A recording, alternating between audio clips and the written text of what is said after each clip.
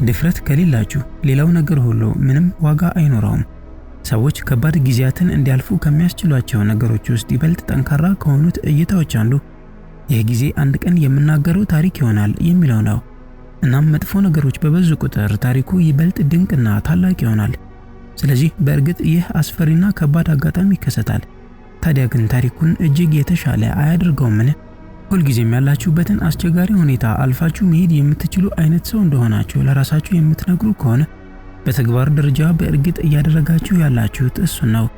ማለትም እየተከተላችሁ ያላችሁት እንዲኖራችሁ የምትፈልጉትን ታሪክ ነው ማለት እንችላለን። እናም ይህንን ጥንካሬ የፊተኛው መስመር ላይ በማስቀመጥ ወደፊት ጊዜው ሲመጣ ወደ ኋላ ተመልሼ የምጠቅሳቸውን ታሪኮችን መገንባቴን እቀጥላለሁ ትላላችሁ። በዚህም ባህሪ በእርግጥ እንዴት እንደሚገነባ የበለጠ ምክንያታዊ እይታ ለመያዝ ከመሞከር ይልቅ በእርግጥ የበለጠ ቀጥተኛ እየሆናችሁ ትሄዳላችሁ። ልክ እንደዚያ ታሪክ ማለት ባህሪያችሁና ማንነታችሁ እንዴት እንደተገነቡ የሚያሳይ ምክንያታዊ እይታ ነው። ለምሳሌ አስቸጋሪ ነገር ገጥሟችሁ ያንን እንዴት አልፋችሁ እንደሄዳችሁና ከዚያ እንደተረፋችሁ የሚያሳይ ታሪክ አላችሁ ብንል በዋናነት አልፋችሁት ለመሄድ ያደረጋችኋቸውን ድርጊቶችና ያለፋችሁባቸውን ባህሪያት ለወደፊቱ እንደ ማስታወሻና ማጠናከሪያ መውሰድ ይቻላል። ይህ ማለት ልክ ከአንድ ትንሽ ልጅ ጋር እንደሚሆነው ነው። ባለፈው ይህንን ስታደርግ አይስክሬም ገዝቼልህ እንደነበር ታስታውሳለህን ብትሉት ሽልማቱን ካስታወሳችሁት ዘንዳ ሕፃኑ መድገም ያለበትን ባህሪ የመድገም እድሉ ሰፊ ነው። ታሪኮች በተመሳሳይ መንገድ ይሰራሉ። በአጭር ጊዜ ውስጥ ያን ያህል ምቾት ባይሰጥም ነገር ግን አስፈላጊ የሆነውን ባህሪ ወደ ተግባር ለማምጣትና ራሳችንን ለማነሳሳት እንጠቀምባቸዋለን። እዚህ ጋር ያለው ትልቁ ትምህርት ማንነታችሁን ሆነ ብላችሁ በጉዳዩ ዙሪያ እንዲያጠነጥን ካላደረጋችሁት በስተቀር በአንድ መስክ ውስጥ ከባድ ነገሮችን ስላደረጋችሁ ብቻ ወደ ሁሉም መስኮች ያሻግራችኋል ማለት አይደለም የሚል ነው። ብዙ ስህተቶችን የምንሰራው ዝም ብለን ባለንበት በመቆማችን ሳቢያ ነው። ሰዎች ምንም አይነት እርምጃ አለመውሰድ ውሳኔ እንዳልሆነ ያስባሉ። ነገር ግን ምንም ነገር አለማድረግም ውሳኔ ነው። ምንም እርምጃ ባለመውሰድ እንኳ ሁኔታዎቻችሁ ይቀየራሉ፣ በሮች ይዘጉባችኋል። እርምጃ መውሰዳችሁን የሚጠይቁ ድንገተኛ እድሎችና አጋጣሚዎች አሉ። ምንም ካላደረጋችሁ ይጠፋሉ። እናም ቁም ነገሩ እነዚያን እድሎች የመጠቀም ብቃት ነው። ማለትም እናንተ አብዝታችሁ ልትፈልጉት የምትችሉትን ነገር ንቁ በሆነ መንገድ እምቢ ማለት አለባችሁ ማለት ነው። እናም ሰዎች በህይወት ውስጥ ሊገፉበትና የሚፈልጉትን ነገር የበለጠ ሊያገኙ የሚችሉበት መንገድ ለለውጥ የሚከፈሉ ዋጋዎችን በግልጽ ለመክፈል ፈቃደኛ መሆንና ይበልጥ ለምትፈልጓቸው ነገሮች ስትሉ ራሳችሁን መለወጥ ነው። ለለውጥ የሚከፈሉ ዋጋዎችን ለመቀበል ሲባል የሚመጣው ስቃይ ብዙ ሰዎችን ወደ ኋላ ያስቀራቸዋል። በመጨረሻም ምንም ነገር ሳይዙ ይቀራሉ። ይህም በጣም ብዙ ሰዎች ምንም አይነት አቅማቸውን ማውጣት እንዳይችሉ የሚያደርጋቸው ዋናው ሰበብ ነው። ምክንያቱም ማንኛውንም ለውጥ ለማድረግ ፈቃደኞች ስላልሆኑ በመጨረሻ ከሁሉ የከፋውን ትልቁን ለውጥ ለማድረግ ይገደዳሉ። በዚህ ለውጥ ምክንያትም ክፉኛ ይጎዳሉ። ታዲያ የውሳኔ ሽባነትን እንዴት ማሸነፍ ይቻላል? ከፊታችሁ ብዙ ጥሩ አማራጮች አሉ። ነገር ግን ሰዎች ስንባል ብዙ የተደረደሩ አማራጮች ሲኖሩን ወደ ደስታ ሳይሆን ወደ በለጠ መስቀልቀልና ስቃይ እንደሚመሩን የታወቀ ነው። ስለዚህ ለመምረጥ ድፍረትና ንቃት ያስፈልጋል። ሰዎች ባሉበት ተቀርቅረው የሚቀሩት የሚፈልጉትን በትክክል ስለማያውቁ ነው። የምትፈልጉት ነገር የሚተረጎመው ደግሞ አንድን ነገር ለማግኘት ስትሉ በምትከፍሉት መስዋዕትነት ልክ ነው። ለአሁኑ አቋምና ደረጃችሁ ኃላፊነትን ውሰዱ። ይህ ምን ማለት ነው? ላላችሁበት ሁኔታ መንስኤው የእናንተ ጥፋት ላይሆን ይችላል። ነገር ግን ችግሩ አሁንም የእናንተ ችግር መሆኑን አትርሱ። ራሳችሁ ላይ በቀጥታ ተጽዕኖ ሊያደርግ የሚችለው ብቸኛው ሰው እናንተ ራሳችሁ መሆናችሁን አስታውሱ። በደልን፣ የስነ ልቦና ጉዳትን፣ በዘረመል ሳቢያ የሚመጣ ቅድመ ዝንባሌን፣ የትውልድ ስፍራን፣ ቋንቋን፣ የደህንነት ደረጃን ወይንም ሌላን ነገር በምክንያትነት ብትጠቅሱ ትክክል ልትሆኑ ትችላላችሁ። እነዚህ ነገሮች በሙሉ እውነት ሊሆኑ ይችላሉ። ሆኖም ነገሩን ሊለውጠው የሚችል ብቸኛው ሰው በመሆናችሁ እርምጃ መውሰድ አለባችሁ። እናንተን ለማዳን የሚመጣ ማንም የለም። ይህ ደግሞ ወደ አንደኛው ነጥብ ይመልሰናል። እናንተን ለማዳን የሚመጣ ማንም የለም ስንልም እናንተን ለማቆም የሚመጣ ማንም የለም እያልን ነው። አሸናፊ የሚያደርጓችሁ 3 ደረጃዎች አሉ። አንደኛ፣ እናንተን ለማዳን የሚመጣ ማንም እንደሌለ ተረዱ። ሁለተኛ፣ ለአሁኑ አቋምና ደረጃችሁ ኃላፊነትን ውሰዱ። ሶስተኛ፣ መሆን ለምትፈልጉት ሰው ስትሉ አሁን የሆናችሁትን ሰው መስዋዕት ለማድረግ ፈቃደኛ ሆኑ።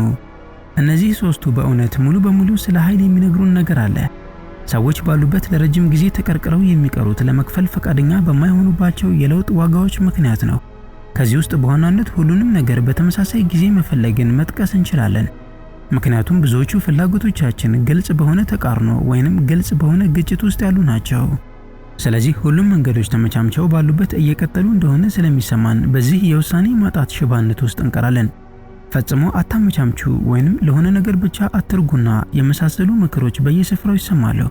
ነገር ግን ሰዎች ይህንን ምክር ፈጽሞ የለውጥ ዋጋዎችን አትክፈሉ በሚል መንገድ ይተረጉሙታል። አማራጮችን የማሳደግ አባዜ አለብን። ነገር ግን አማራጮች ዋጋ ያላቸው ተመርጠው ሲወሰዱ ብቻ ነው። አማራጩን ፈጽሞ የማንወስድ ከሆነ በእጃችን ያለውን አማራጭ አንጠቀምበትም ማለት ነው። አንዳንዶቹ አማራጮች መወሰድ አለባቸው። እነሱ ሲወሰዱ ያልተወሰዱት አማራጮች ይጠፋሉ። ከፍተኛ የሆነን አቅምና እድል መያዝ ማለት ከፍተኛ በሆነ እውነታ ውስጥ መኖር ማለት አይደለም። ምክንያቱም ቁርጠኝነት ማሳየትን ይጠይቃል። የለውጥ ዋጋን የማያስከፍልና ቁርጠኝነትን የማይጠይቅ ግን ሊደረግ የሚገባው ነገር ማለት አማራጮችን ማስወገድ ነው። በህይወታችን ጅማሮ ላይ ገና ለጋዎች ሳለን አቅማችንና እድላችንን በማሳደጋችን እንመሰገናለን። እንዴት ኮሌጆች እንዲቀበሉን ማድረግ እንችላለን? እንዴት ሁሉንም የተሻሉ ውጤቶች ማግኘት እንችላለን? እንዴት ሁሉንም መንገዶች ከፊታችን ማድረግ እንችላለን የሚለው የትኩረት ማዕከላችን ነበር። ነገር ግን ብዙ ሰዎች አቅምና እድላቸውን በማሳደግ ሆኖም አቅምና እድላቸውን ልብ ባለማለት ስኬታማ የሆኑ ሰዎችን የሚያውቁ ይመስለኛል። አቅምን በማሳደግና አቅምን በማውጣት መካከል ያለው ክፍተት ልናደርጋቸው ፈቃደኛ በምንሆንባቸው ቁርጠኝነቶች፣ ለለውጥ በሚከፈሉ ዋጋዎችና በምናስወግዳቸው አማራጮች የሚሞላ ነው። አንድ ህይወት ብቻ ስላለንና አንዳንዶቹ የለውጥ ዋጋዎች ዘላቂ በመሆናቸው እነዚያን አማራጮች መጠቀም መጀመርና አንዳንዶቹ ደግሞ ፈጽሞ ፍሬያማ እንደማይሆኑ መረዳት ሲኖርብን ማለት ነው። ሰዎች የበለጠ ሊያተኩሩባቸው የሚገባቸው ከባድ ነገሮች ምንድናቸው? ሰዎች የበለጠ ሊያተኩሩባቸው የሚገባቸው የደረጃ ለውጥ አቅም ያላቸው ከባድ ነገሮች ምንድናቸው? ከእናንተ ግቦች ተቃራኒ ወይንም ተጻራሪ በሆነ መንገድ በባህሪያችሁ ላይ ተጽዕኖ የሚያሳድሩ ውጫዊ ኃይሎች ምንድናቸው?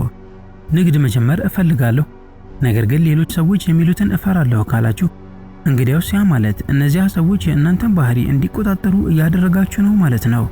በጣም በግልጽ ቃላት ብናስቀምጠው ሰዎች በህይወቴ ውስጥ ለነሱ ያን ያህል ቦታ እየሰጠው እንደነበር አላወኩም ነበር ይላሉ።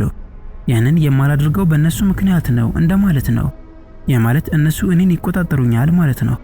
እናም ከባዱ ነጥብም በሆነ መንገድ ያ ቁጥጥር እንዲቀጥል አለመፍቀድ መቻል ነው። ብዙ ሰዎች በአካላቸው ከባባድ ነገሮችን ማድረግ መቻላቸው ነገር ግን በቁርጠኝነት በኩል ከባድ ነገሮችን ማድረግ አለመቻላቸው የሚገርም ነገር አለው። በሰዎች የህይወት አቅጣጫ ላይ በእውነት ትልቁን ልዩነት የሚያመጣው እሱ ባይሆንም እንኳ ይፋዊ በሆነ መንገድ በአደባባይ ግልጽ የሆነን ከባድ ነገር እናደንቃለን። ይህ ጥሩ ጓደኛ ለመሆናችን፣ ከሁሉ የተሻለ አጋር ለመሆናችን ወይም ስኬታማ የንግድ ባለቤት ለመሆናችን ማሳያ አይደለም። ነገር ግን የበለጠ ግልጽ ስለሆነ የበለጠ ይፋዊ በሆነ መንገድ ሊመሰገን የሚችል ስለሆነ እናንተም ኦንላይን ላይ ልታሳዩት ትችላላችሁ። ለሰዎችም የትዳር አጋሪ ፈታኝ ጥያቄ ሲጠይቀኝ ጥያቄውን አልሸሸሁም፣ እውነቱን ተናገርኩ ከማለት ይልቅ ማራቶን ሮጥኩ ልትሉ ትችላላችሁ።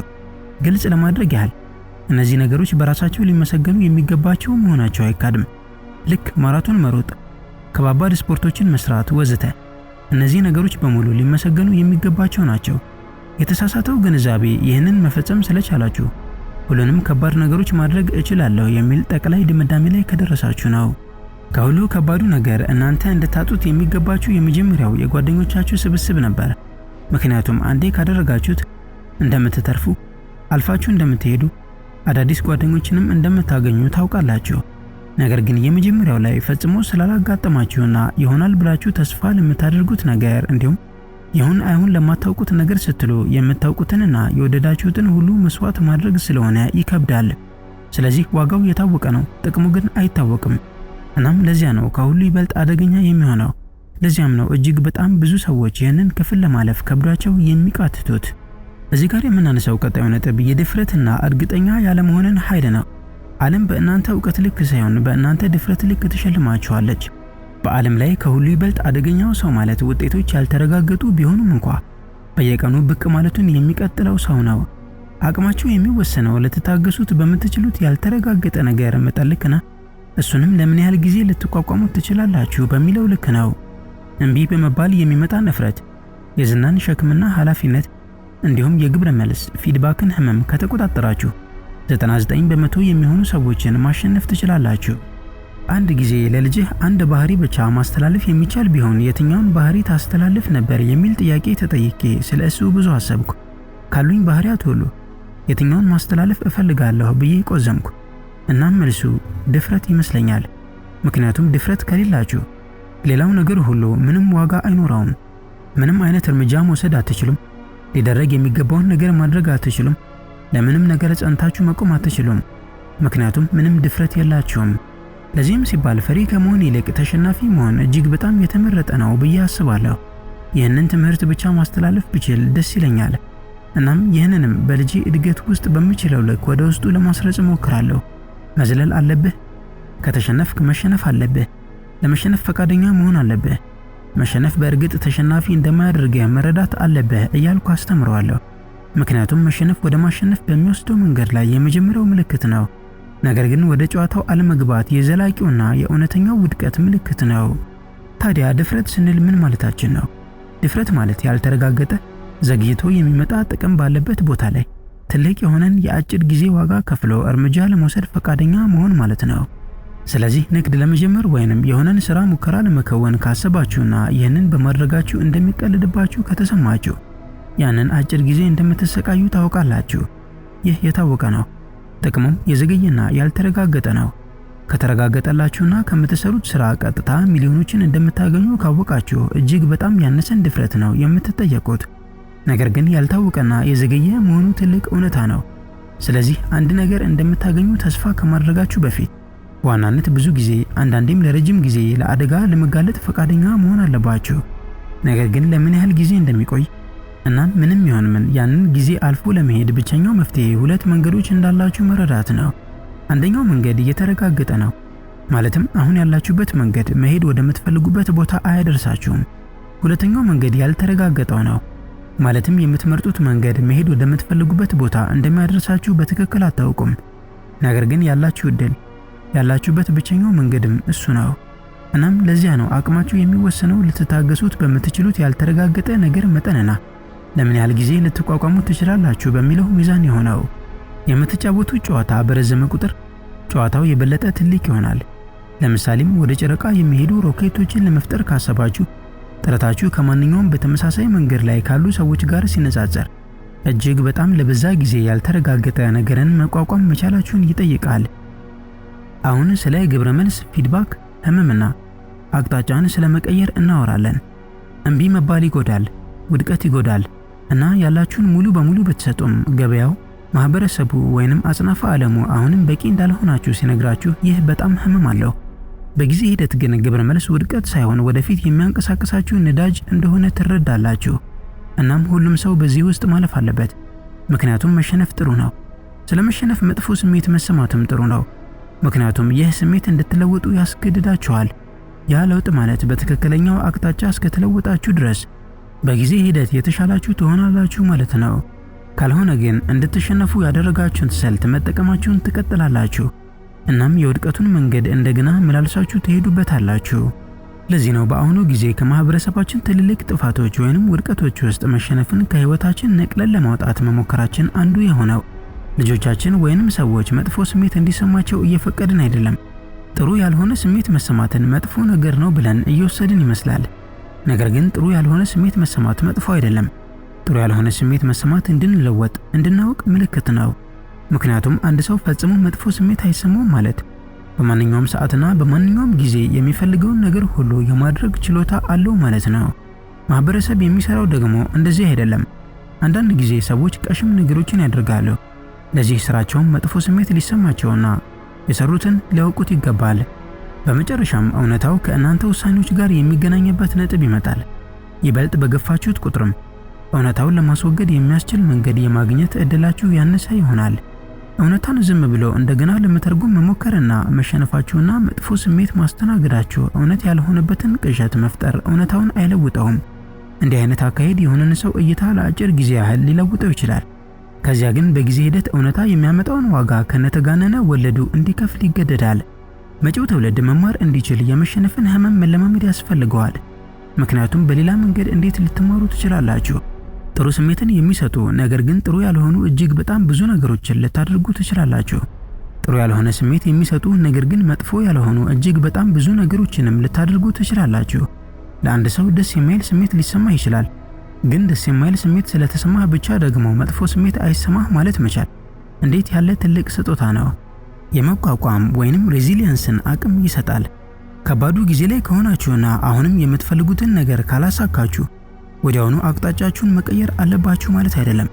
ቀደም ብለን መጥፎ ስሜቶች ወደ ሁኔታው የምንቀርብበትን መንገድ ለማስተካከል አስፈላጊ እንደሆኑ ተነጋግረናል። ስለዚህ ጥያቄው የሚሆነው በሁለቱ መካከል እንዴት አመዛዝነን መሄድ እንችላለን የሚል ጥያቄ ነው። ይህ የነገሩ ዋና አስኳል ነው። ፍርድ። ይህ ከሁሉ በላይ ከባድ ከሆኑት ውስጥ አንዱ ነው። አንድን ሰው ፓተርኖችን እንዲለይ የምናግዘው እንዴት ነው? መቼ ነው መጓዜን የምቀጥለው? መቼ ነው አቅጣጫዬን የምቀይረው? መቼ ነው አሰቃቂውን ሁኔታ አልፌ የምገፋው? መቼ ነው የማስተካክለው? የሚሉትን ጊዜያት መለየት እንዲችል እንዴት አድርገን እንረዳዋለን?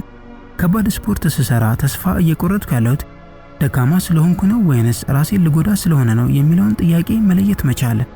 እዚህ ላይ ብዙ መስራት ያስፈልጋል። ምክንያቱም ይህ እጅግ በጣም የተለመደ በንግድና በሥራ ፈጠራ ዓለም ውስጥ እንኳን ያለ ጉዳይ ነው። ጉዟችሁን ከጀመራችሁበት መሰረታዊ ግምቶች ውስጥ አንዱ በተሰጣችሁ ግብረ መልስ መሰረት እውነት እንዳልሆነ ከተረጋገጠ እንግዲያውስ አቅጣጫ ለመቀየር ትክክለኛው ሰዓት ደርሷል ማለት ነው። ነገር ግን ይህ በእርግጥ ለማወቅ ከባድ ከሆኑ አረፍተ ነገሮች ውስጥ አንዱ ነው። መቼ ነው መግፋት ያለብኝ? መቼ ነው አቅጣጫው መቀየር የሚገባኝ? በመጨረሻም ከመሸነፍ ምን ትምህርት እማራለሁ የሚሉ ጥያቄዎችን መጠየቅ። እነዚህ ጥያቄዎች መሰረታዊ ጥያቄዎች ናቸው። የተከበራችሁ የሰው መንገድ ተከታታዮቻችን የዛሬው ዝግጅታችን ይህንን ይመስል ነበር። በቀጣይ በሌላ ዝግጅት እስክንገናኝ በያላችሁበት ሰላማችሁ ይብዛ።